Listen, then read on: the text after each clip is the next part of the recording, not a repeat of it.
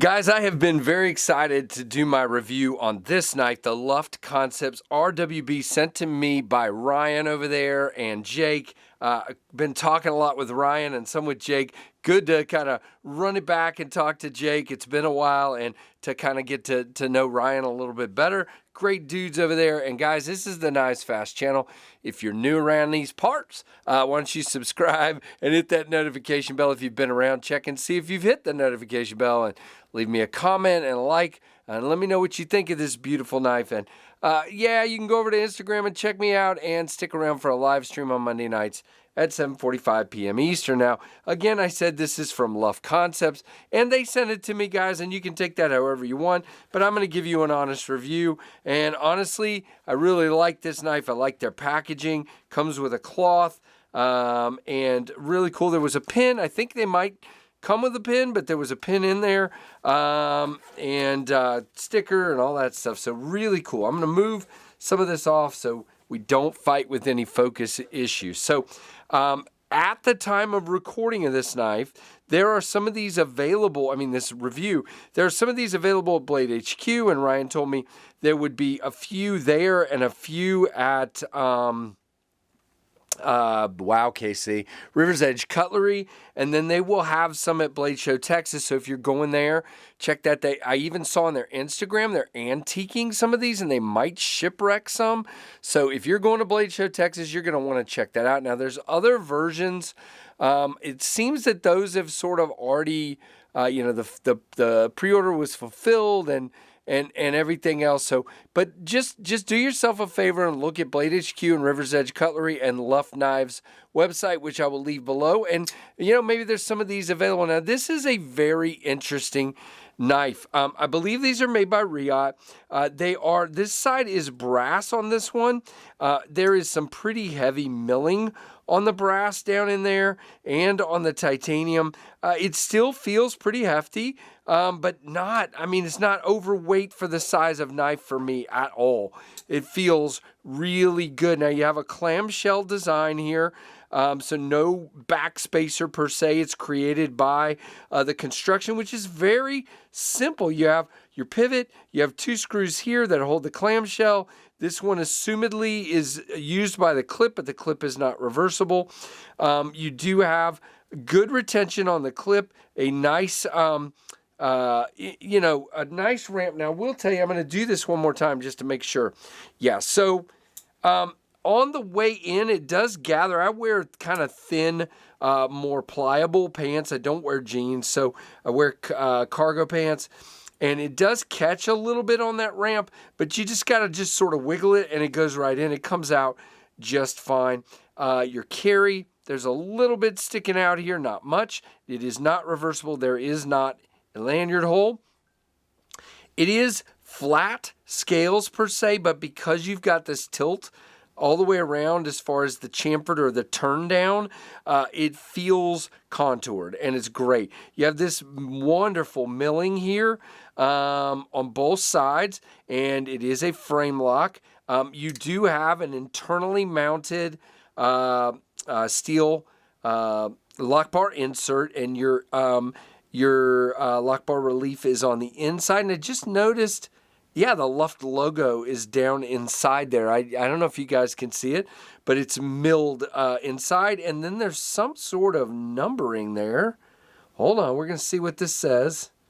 Not that I'm completely blind, but I'm mostly blind. So we'll see if Casey can pick this up. Oh, come on, flashlight. Don't fail me now.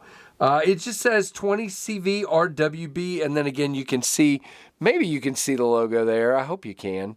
Flashlight's a little bright for the camera to handle, but really cool. I thought maybe it was numbered, but it's not, at least not so I can see. But that's a cool place to put it. I like that. Keep it nice and clean. I like the shape of the pivot here. It's just kind of unique. It's titanium, it looks like. Titanium screw. And guys, this is the coolest Bowie blade I have seen. Your plunge does come way out here to the edge of this finger choil for sharpening relief. It's right to the edge, but it looks like you can get at least 2 or 3 or maybe even 4 sharpenings before it's an issue. It's a very gradual plunge because you have a very deep hollow here, very deep. You got a very nice swedge. This is hollow, and then out here to reinforce the tip a little bit, you've got flat. I love this kind of distressed gray stonewash here on the blade. And if you're just going to ask me, how does it cut? Oops. I'm going to knock stuff down instead of answering you. No, I'm kidding. It cuts really nicely. It is a heck of a slicer here, especially when you get your fingers out of the way. So very cool. I dig that a lot. And guys, as far as in the hand, I knew when I saw the shape of this knife, I wanted to see it because ergonomically it looked great, and it just is. That clip is so low profile, it's not a problem, and it's far enough back in the grip.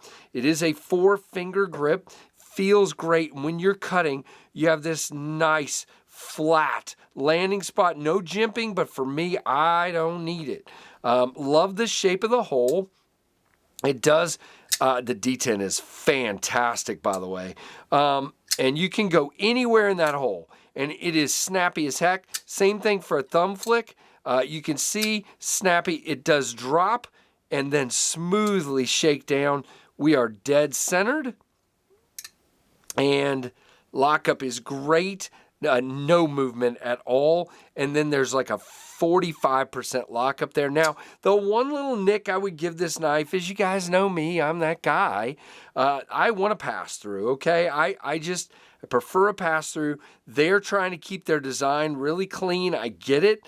They do have chamfers on both sides, and I find that because the lock bar is long, it moves pretty easily. So it's not a big dig. It's not. You just slide your thumb and you're fine. So it's not bad. It's just, you know me, that's my preference. My preference is that I can just slide my thumb across without digging it down, because I like to fidget, and the more you do that, it'll tend to cut and tear your thumb. But in this case, it's moving very easily, and it's not really, and man, just listen to the sounds. Yeah, great sounds on this knife. Again, if you're concerned about the lock bar, just stay off of it. You got to get past that detent, KCC. I haven't had a problem with that, doing it this way, but just then I didn't get it far enough past that detent. But I have never once on this knife had an issue with being on the lock bar and keeping it from deploying. Not even thumb opening. That was me. I was not on the lock bar. I just missed. But very, very cool. So let's see size-wise what we have here. Now, like I said at the beginning, these are available currently when I'm recording this at Blade HQ, and they will have them at Blade Show Texas. So let us see what we have here. Okay. It would help for me to punch my PIN number in correctly to my phone. Okay, so Blade HQ, these are $420. Now, I think the straight titanium ones, if you can find one on the secondary, or if you find one dropping, I think they're a little less, but this particular one is $420. It is an 8.125-inch knife, 3.5-inch blade length with a 3.38 cutting edge, 0.13 on the stock, which is great because you've got this nice hollow that comes down. S90V on the steel. Well, they say a flat grind on the blade. No, that is definitely not flat. So Blade HQ, you might want to fix that. It is hollow. Titanium and brass. The handle is 4.625, so plenty of room.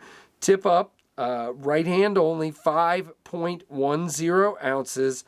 Designed by Luft Concepts. And again, it doesn't say here, but I believe these are made by Riot, and just done so well. And again, you ask about the weight, guys. I mean, it's hefty. But let's just be real here.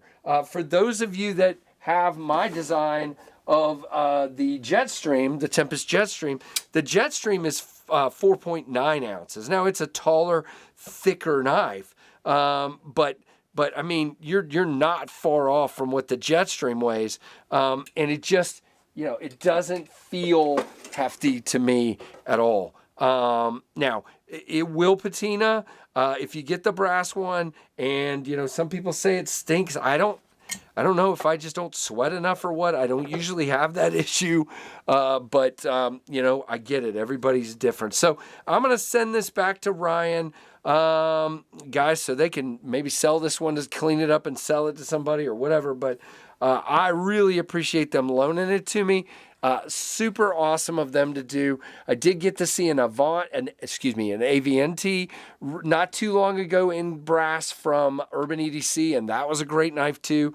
But I really vibe with the blade shape and the handle shape and the ergos of this one a lot more for me. So what do you guys think of this one? Is it one you're interested in?